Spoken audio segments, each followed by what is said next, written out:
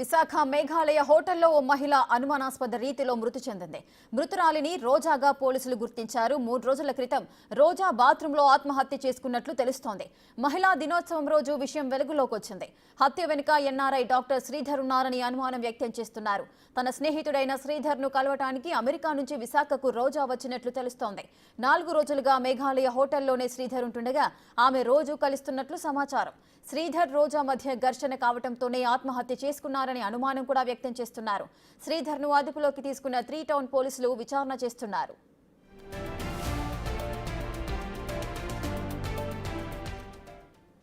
మరింత సమాచారం మా ప్రతినిధి రాజు అందిస్తారు.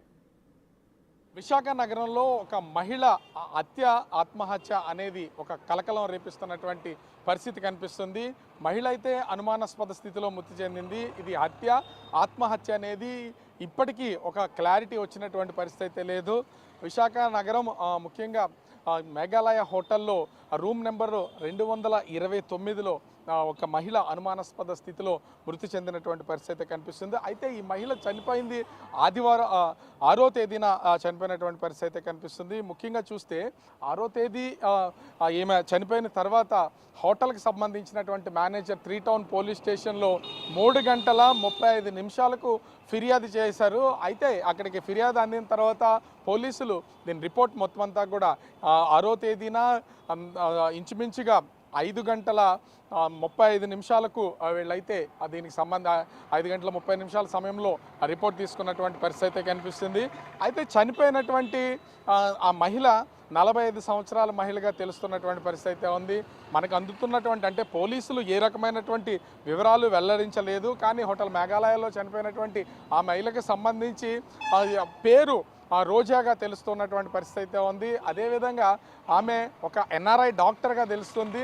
ఆమెతో పాటు శ్రీధర్ అనే మరొక ఎన్ఆర్ఐ డాక్టర్ గడిచినటువంటి 4 రోజులుగా ఈ మేఘాలయ హోటల్లో రూమ్ నెంబరు 229లో ఉంటున్నారనేది ప్రాథమికంగా వస్తున్నటువంటి సమాచారం. శ్రీధర్ 4 రోజులుగా ఇదే హోటల్లో ఉంటున్నటువంటి నేపథ్యంలో రోజా అనే మహిళ, ఆమె కూడా ఒక డాక్టరు, ఆమె కూడా 4 రోజుల నుంచి హోటల్కి వచ్చి వెళ్తూ ఉంటున్నారనేది ఇక్కడ ఉన్నటువంటి సమాచారం అయితే ఉంది. అయితే వీళ్ళిద్దరికి మధ్యన 6వ తేదీన ఒక ఘర్షణ అయితే జరుగున్నది. ఆ ఘర్షణ జరగడం వల్ల ఆమె ఆత్మహత్య చేసుకుందనే వివరాలు అయితే బయటకు వస్తున్నటువంటి పరిస్థితి ఉంది. అయితే ఇది హత్య అనేది తెలుస్తున్నటువంటి పరిస్థితి లేదు. ఇది అంటే ఈ సంఘటన జరిగి ముఖ్యంగా మహిళ చనిపోయి 6వ తేదీన జరిగితే ఈ రోజు వరకు కూడా ఈ కేసుకు సంబంధించినటువంటి ఎలాంటి వివరాలను పోలీసులు బయట పెట్టినటువంటి పరిస్థితి అయితే కనిపించడం లేదు. ముఖ్యంగా చూస్తే పోలీసులకు సంబంధించి అత్యంత గోప్యంగా ఈ కేసునైతే డీల్ చేశారు. ఎవరికీ తెలియకుండా ఉండేలాగా పోలీసులు అయితే జాగ్రత్త పడ్డారని తెలుస్తున్నటువంటి పరిస్థితి ఉంది. ఇద్దరు డాక్టర్స్ కూడా ఎన్ఆర్ఐసే. డాక్టర్ శ్రీధర్ అంటే వీళ్ళ పేర్లు మార్చి చెప్తున్నారా లేకపోతే అదే సొంత పేర్లు అనేది పోలీసులు కావాలని గేమ్ ఆడుతున్నారా అనేది తెలుస్తున్నటువంటి పరిస్థితి లేదు. డాక్టర్ శ్రీధర్ తను అమెరికాలో డాక్టర్గా పనిచేసినటువంటిది అయితే ఉంది. తర్వాత అక్కడి నుంచి హైదరాబాద్ రావడం, హైదరాబాద్లో ప్రస్తుతం నివాసం ఉంటూ విశాఖలో ప్రాక్టీస్ చేస్తూ ఉన్నారనేది ఒక ప్రాథమిక సమాచారం అయితే ఉంది.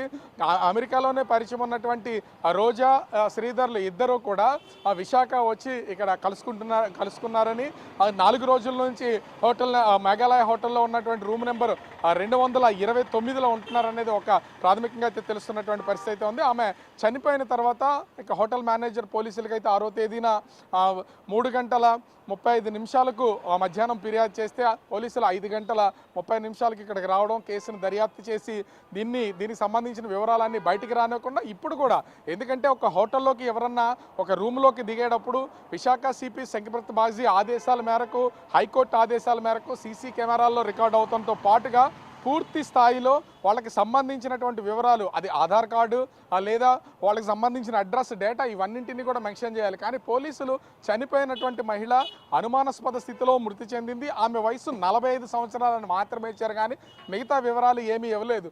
ఆమె రూమ్ నెంబర్ 229లో ఆమె ఒక్కరే ఉన్నారా, ఆమెతో పాటు ఎవరు ఉన్నారనే వివరాలను కూడా ఇంతవరకు బయట పెడుతున్నటువంటి పరిస్థితి లేదు. హోటల్కి సంబంధించినటువంటి వాళ్ళు కూడా వాళ్ళు మెయింటైన్ చేసే లగ్జరీలో కూడా వీళ్ళ వివరాలన్నింటినీ నమోదు చేస్తారు. కానీ వాటిని కూడా బయట పెట్టిస్తున్నటువంటి పరిస్థితి లేదు.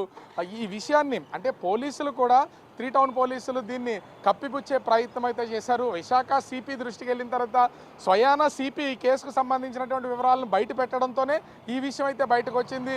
లేకపోతే ఖచ్చితంగా ఈ కేసుకు సంబంధించి పూర్తిగా కనిపించకుండా దీని వివరాలు బయటికి రాకుండా ఖచ్చితంగా పోలీసులు చేసేవాళ్ళనే విమర్శలు కూడా వినిపిస్తున్నాయి.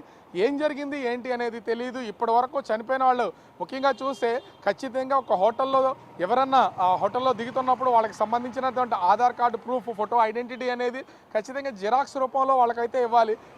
అది ఎవరు చనిపోయారు, ఆ హోటల్లో ఎవరు స్టే చేస్తున్నారు అనే విషయాలను కూడా పోలీసులు అయితే ఇప్పటివరకు బయట పెట్టలేదు. ముఖ్యంగా ఇక్కడ చూస్తే ఆ చనిపోయిన ఆమెకి సంబంధించి కేవలం 45 సంవత్సరాల ఒక మహిళగానే పోలీసులు ఆమె గురించి చెప్తున్నారు. కానీ పూర్తి వివరాలను కూడా చెప్పడానికి సందేహిస్తున్నారంటే ఈ కేసుపై కూడా ఎన్నో అనుమానాలు అయితే ఉన్నటువంటి పరిస్థితి అయితే కనిపిస్తుంది.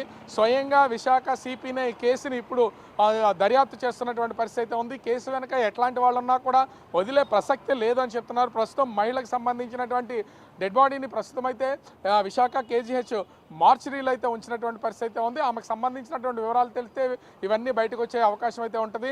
ముఖ్యంగా వీళ్ళిద్దరికి మధ్యన ఏదైనా రిలేషన్ ఉందో, ఆ రిలేషన్ ఉండడం వల్లనే వీళ్ళు ఎన్ఆర్ఐస్గా అమెరికాలో ఉన్నప్పుడు ఆ రిలేషన్ మెయింటైన్ చేసి తర్వాత ఇండియాకి వచ్చిన తర్వాత వీళ్ళు హైదరాబాద్ నుంచి విశాఖ ఇక్కడికి వచ్చి రూమ్లో స్టే చేసి వెళ్తున్నారనే వివరాలు కూడా తెలియాల్సినటువంటి పరిస్థితి అయితే ఉంది. మరి శ్రీధర్ పోలీసులు అదుపులో ఉన్నారని చెప్తున్నారు. కానీ ఈ కేసుకు సంబంధించి పోలీసులు రిలీజ్ చేసినటువంటి ప్రెస్ నోట్లో కూడా వీళ్ళ కేసుకి రిపోర్ట్లో కూడా అటు శ్రీధర్ వివరాలు కానీ చనిపోయినటువంటి మహిళకు సంబంధించినటువంటి వివరాలు కానీ వేటిని పొందుపరచలేదు. దీన్ని బట్టే ఈ కేసుకు సంబంధించి ఎన్నో అనుమానాలు వ్యక్తం అవుతున్నాయి.